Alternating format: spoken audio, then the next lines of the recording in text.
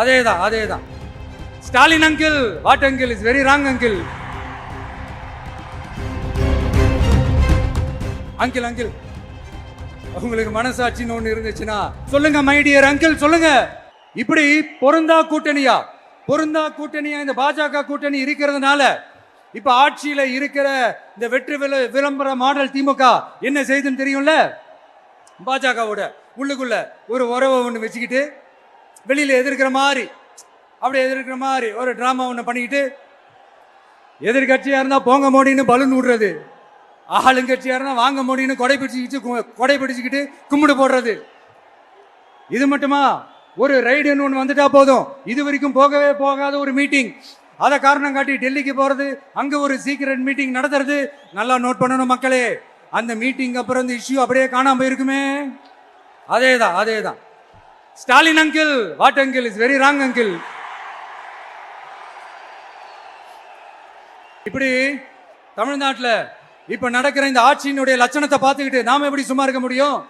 ஒரு தவறு செய்தால், அதை தெரிந்து செய்தால், அவர் கபட நாடக மு.க. ஸ்டாலின் அங்கிளாகவே இருந்தாலும், அங்கிள் உங்களுக்கு மனசாட்சின்னு ஒன்று இருந்துச்சுன்னா நாங்க கேட்கிற கேள்விகளுக்கு மட்டும் கொஞ்சம் பதில் சொல்லுங்க அங்கிள்.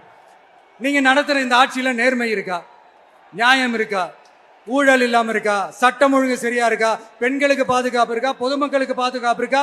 இயற்கை வளங்களுக்கு பாதுகாப்பு இருக்கா? சொல்லுங்க மை டியர் அங்கிள், சொல்லுங்க. டாஸ்மாக்ல மட்டுமே இது வரைக்கும் 1000 கோடிக்கு மேல ஊழல்னு சொல்றாங்க. அதுல மட்டுமா தப்பு நடக்குது? வேற எதுல தான் நடக்கல?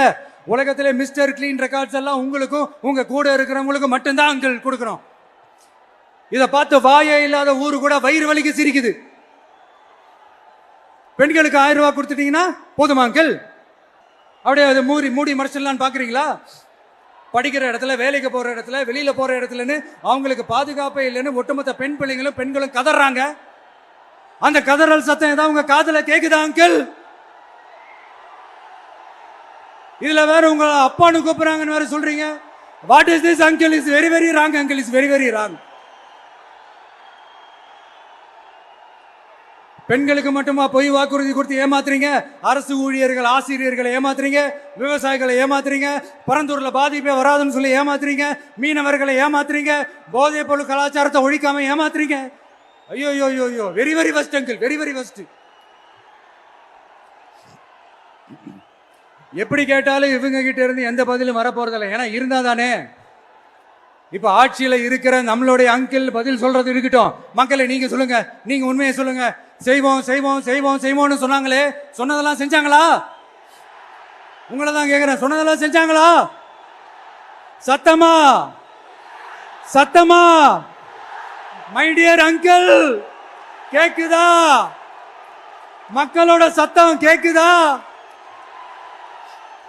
இது வெறும் சாதாரணமான முழக்கம் தான். கூடிய சீக்கிரம் மக்களை போய் சந்திக்க போறேன், அவங்களோட மனசு விட்டு பேச போறேன். அதுக்கப்புறம் இந்த சாதாரணமான முழக்கம் இடி முழக்கமா மாறும். அத்தோட நிக்காது. அந்த இடி முழக்கம் தமிழ்நாட்டோட போர் முழக்கமா மாறும். அந்த போர் முழக்கம் உங்களை ஒரு நிமிஷம் கூட தூங்க விடாது. நடக்குதா இல்லையான்னு பாருங்க. என்னடா இவன் இவ்வளவு ஸ்ட்ராங்கா சொல்றானேன்னு பாக்குறீங்களா? எல்லாரும் கட்சி ஆரம்பிச்சதுக்கு அப்புறம் தான் ஒவ்வொரு வீட்டுக்குள்ளேயும் போறதுக்கு ட்ரை பண்ணுவாங்க. ஆனா நாங்க அப்படி இல்லை. ஒவ்வொரு வீட்டுக்குள்ளேயும் போனதுக்கு அப்புறம் தான் கட்சியாவே ஆரம்பிச்சிருக்கிறோம்.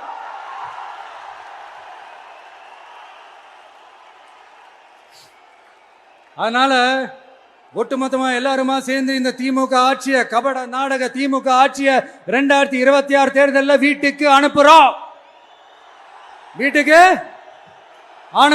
என்ன நண்பா, சரிதானே? என்ன நண்பி, செய்வீர்கள் தானே?